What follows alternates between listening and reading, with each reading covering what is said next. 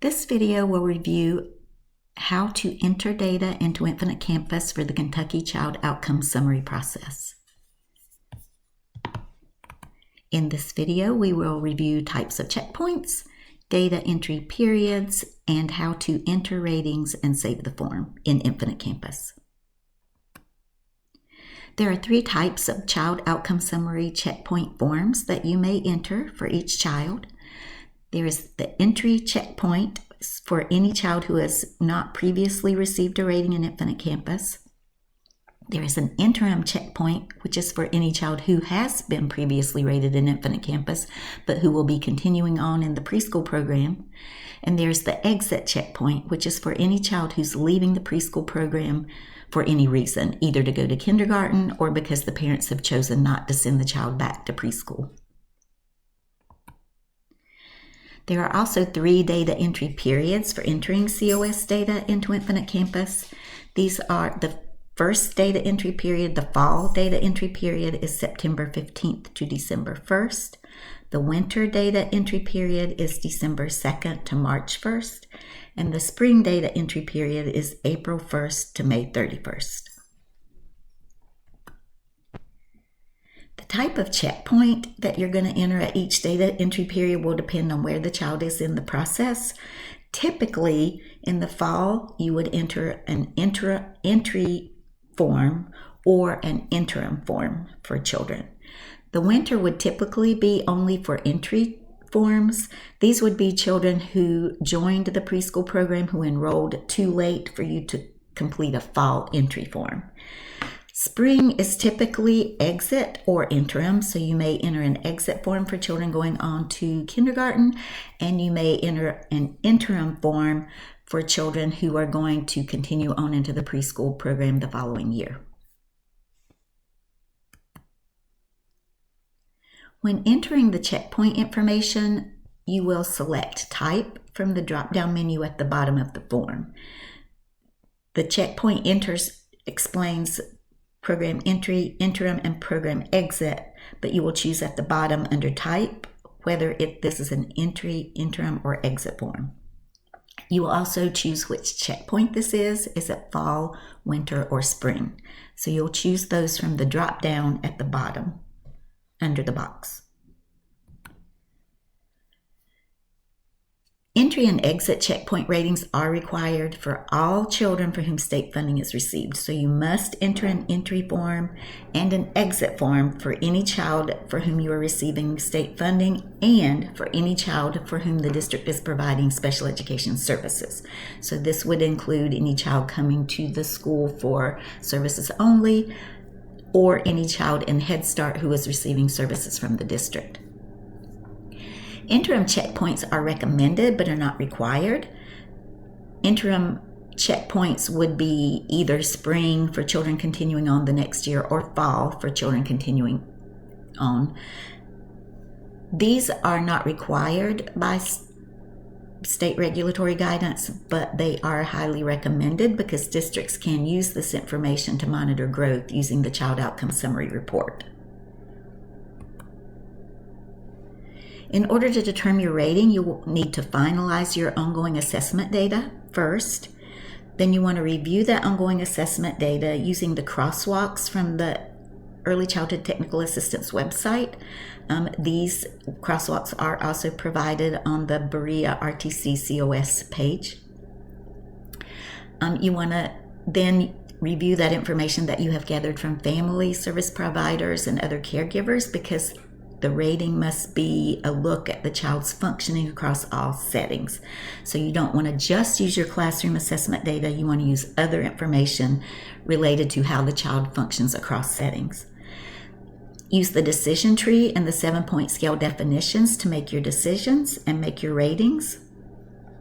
And then you're going to maintain that ongoing assessment data report and your family contact forms as your documentation of the rating. You also must answer the progress question. So you have 2 questions for each rating. You need to enter the rating, and you need to also answer the progress question. The progress question is a yes or no question that documents whether or not the child has acquired any new skill since the entry rating. However, you must also answer the progress question for entry ratings.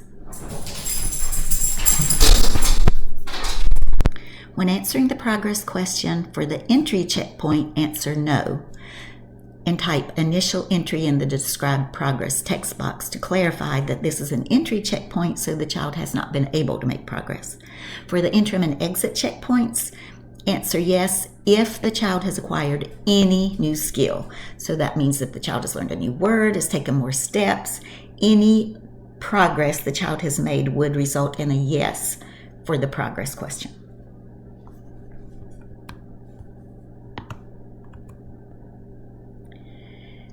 When entering ratings into Infinite Campus, you're going to choose the rating 1 to 7 for each of the 3 outcomes from the drop-down box.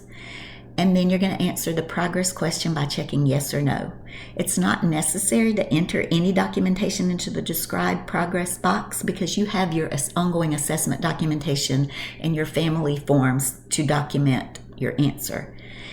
If you answer no to the described progress question, you may want to consider entering a reason for this, because the expectation is that the child would have made some progress.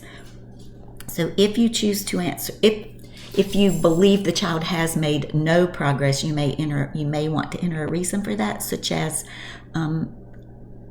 multiple absences, health concerns, that sort of thing. Once all of your ratings are completed and you've answered your progress questions and you're satisfied that the form is correct, then you will need to lock the form. The form also, it's recommended that you also print and maintain that form in the child's folder along with that documentation of your rating information you've obtained from family, service providers, caregivers, your ongoing assessment data. Maintain that for evidence. Some important points that you want to keep in mind are that any entry form is required in COS for a child who has an initial IEP.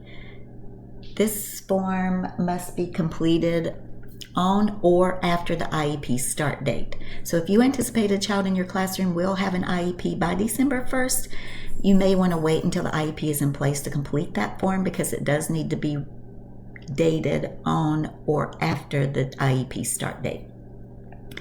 If you have a child that exits special education services at any time while in preschool, you must create an exit form, because you must also have an exit form that correlates with exiting special education.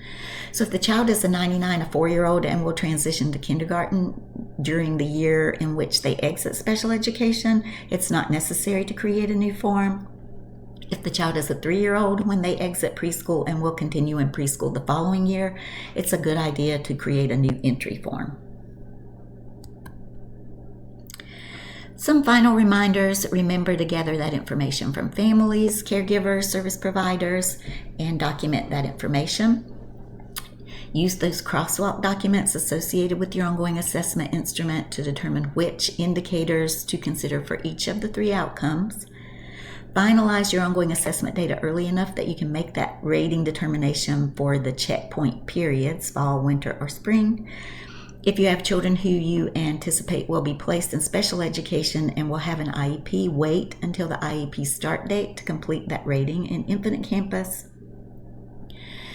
Remember to maintain those ongoing assessment reports, family contact forms as documentation of your rating decision, and print the COS form and keep it in the child's folder.